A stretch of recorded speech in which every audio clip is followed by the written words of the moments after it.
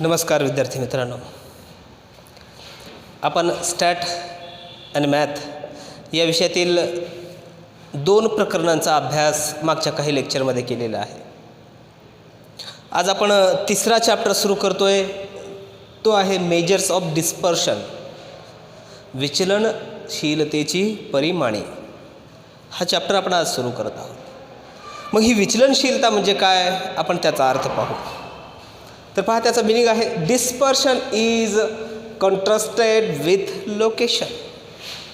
Contrasted म्हणजे काय हो, तर डिफरन्स आहे तो कशामधला, त्या लोकेशनमधला. कुठलं लोकेशन, तर त्या दिलेल्या पदमालिकेतील विविध संख्यांचं लोकेशन, यामधलं काय आहे, तो डिफरन्स आहे, फरक आहे. त्याच पद्धतीने दुसऱ्या पद्धतीने पाहू, central tendency and together they are the most use properties of distribution. मग आपण त्याला मराठीत काय म्हणायचं पाहू आपण, की एखाद्या पदमालिकेतील किंवा श्रेणीतील प्राप्तांक केंद्रीय प्रवर्तकापासून, केंद्रीय प्रवर्तक म्हणजे आपण बघा सिरीज काढत असताना एक मिड व्हॅल्यू घेत होतो, त्या मिड व्हॅल्यूपासून किंवा एखाद्या सेंट्रल त्या संख्येपासून किती दूरवरती दुसरी संख्या पसरलेली आहे, त्या दोन्हीमधला फरक काय आहे हे आपल्याला ज्या बाबीनं दर्शवता येतं त्याला काय म्हणतात, विचलनशीलतेची किंवा परिवर्तनशीलतेची परिमाणे असे म्हणतात. बरोबर आहे. याची व्याख्या पाहू आपण.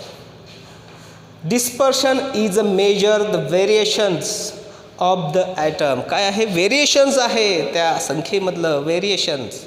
असं कोण म्हणतं, A.L. बावले असं म्हणतात. बरोबर आहे की अपकिरण हे पदमालिकेतील निरनिराळ्या पदमूल्यातील विचलनाचे माप आहे. कशाचं माप आहे, तर त्या विचलनाचं विस्ताराचं माप आहे. मग आपल्याला कुठली अभ्यासाची आहेत, तर बघा following are the measures of dispersion. कुठली एक आहे द रेंज त्याला मराठीत काय म्हणतात, व्याप्ती किंवा विस्तार. दुसरा आहे क्वार्टाईल डेव्हिएशन, चतुर्थक विचलन. तिसरा आहे मीन डेव्हिएशन, त्यालाच ॲव्हरेज डेव्हिएशन म्हणतोय आपण. हे मीनलाच ॲव्हरेज म्हणतात, आपण लास्ट लेक्चरमध्ये किंवा मागं कधी पाहिलेलं आहे. त्याला माध्य किंवा सरासरी विचलन असं सुद्धा म्हणतात. Then standard deviation. बरोबर आहे. तर आपल्याला या 4 घटकांचा या प्रकरणामध्ये अभ्यास करायचा आहे. चला तर मग आपण त्यातला आज पहिला सुरुवात करू आपण, द रेंज.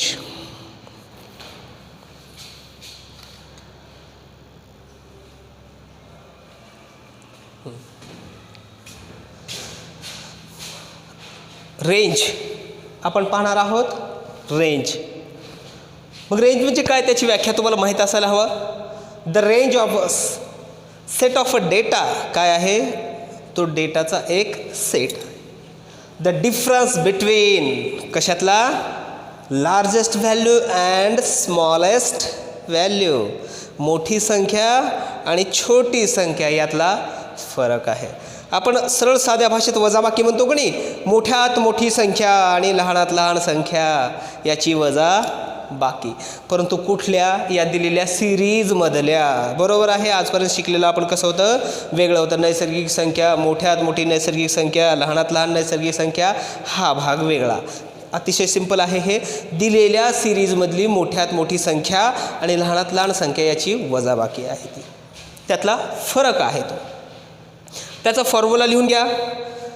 R = H-L, किंवा दुसऱ्या पद्धतीनं सुद्धा लिहितात R = L - S. आता सर इथं L आहे, इथं पण L आहे. मग त्याचा अर्थ पाहू आपण. पहिला जर आपण व्याख्या घेतली आपण H-L, तर त्याच्यामध्ये R = रेंज, हे सर्वांना माहीत आहे. H = highest value in the series, आणि L घेतलं तर lowest value in the series, या पद्धतीनं आहे. मग दुसरा आता प्रकार, जर आपण दुसरी व्याख्या घेतली R = L - S. यल म्हणजे काय हो, large item in the series. मग लार्ज म्हणजे मोठा आणि यस म्हणजे काय आहे, small item in the series. दोन्हीपैकी कुठलीही एक व्याख्या लिहायची, दोन्ही लिहायच्या नाही. ठीक आहे. मग आपण उदाहरण पाहू. सिंपल सिरीज आपण आज पाहतोय. Find the range from the data. Range काढा. मग डेटा देतो तुम्हाला.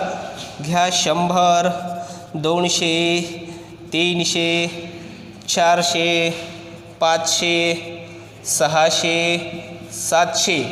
बघा अतिशय सोपं आहे. ट्राय करा तुम्ही. एका सेकंदात उत्तर तुम्हाला कळालं असेल. काय आहे, आर इज इक्वल टू, जरी उत्तर कळालं तरी आपल्या मॅथमध्ये काय करावं लागतं, सिस्टमॅटिक लिहावं लागतं. R is equal to H minus L. H highest value in the series किती आहे हो, 700 मायनस स्मॉल व्हॅल्यू म्हणजेच काय आहे ही, यल म्हणजे लोअर व्हॅल्यू. बरोबर आहे. मग लोअर व्हॅल्यू काय आहे, 100.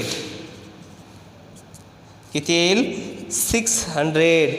मग आपल्याला काय लिहायचं आहे, रेंज इज इक्वल टू 600.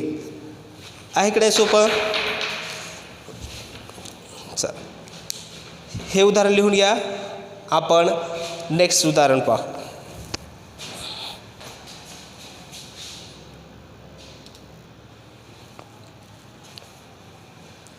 चला नेक्स्ट उदाहरण लिहून घ्या. Find the range and coefficient of range from the data.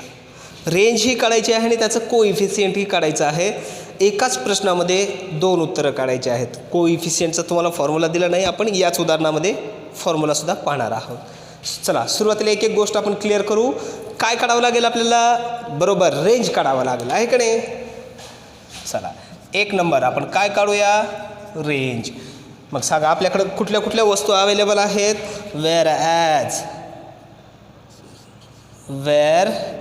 As काय आहे हो आपलं फॉर्म्युला, एच मायनस यल. मग एच बरोबर हायेस्ट व्हॅल्यू सांगा 205. यल इज इक्वल टू सांगा, लहान संख्या सांगा किती आहे, 19. बरोबर आहे. हायेस्ट आणि लोअर व्हॅल्यू आपण घेतलेली आहे 19. चला आता रेंजचा फॉर्म्युला सांगा, R is equal to H minus L. मग लिहा, एच बरोबर किती काढलं आपण, 205. यल बरोबर किती आहे, 19. मग आर बरोबर 186. बघा की इथं का आर बरोबर 186 हे आपल्याला उत्तर मिळालेलं आहे. आर म्हणजेच काय, रेंज. तुम्ही पूर्ण वाक्यात लिहा, रेंज इज इक्वल टू 186. सोपं आहे. आता दुसऱ्यांदा आपल्याला दुसरं काय काढायला सांगितलेलं आहे, कोइफिशियंट ऑफ रेंज. त्याचा फॉर्म्युला काय आहे, coefficient of range is equal to coefficient of range is equal to H plus L. दोन्हीची बेरीज करा. सॉरी थांबा, H minus L divided by H plus L. H म्हणजे काय आहे, highest value in the series आणि lower value in the series. बघा करा आता, व्हॅल्यू ठेवा याच्यामध्ये. Coefficient of range is equal to किती आलं आपलं, 205 मायनस 19, 205 प्लस 19 किती येतं, 186 डिवायडेड बाय 9 and 14ला 4. चला 2 2 2 4. चला कॅल्सीचा वापर करा आणि उत्तर काढा. किती आलं, 0.83. मग लिहा, coefficient of range is equal to 0.83. अतिशय सोपं उत्तर आहे. तुम्ही दोन्ही पद्धतीनं हे पाहिलेलं आहे. ठीक आहे, लिहून घ्या. तुम्हाला प्रॅक्टिससाठी एक उदाहरण देतो आहे मी हे.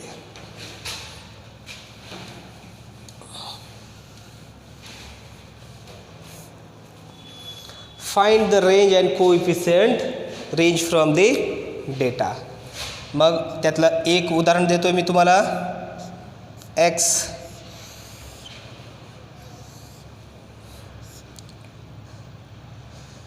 300, 250, 200, 400, 500 and 550. ओके, हे एक दिलं. आता दुसरं एक घ्या उदाहरण. 120, याला लिहा मार्क. 120, 35, 38, 52, 114 आणि 118. ट्राय करा तुम्ही, खूप सोपं आहे. मग आपण आज काय पाहिलं? सिंपल सिरीज रेंज पाहिलेली आहे. भेटूया आपण उद्याच्या लेक्चरमध्ये नवीन उदाहरणासह. तोपर्यंत अभ्यास करा.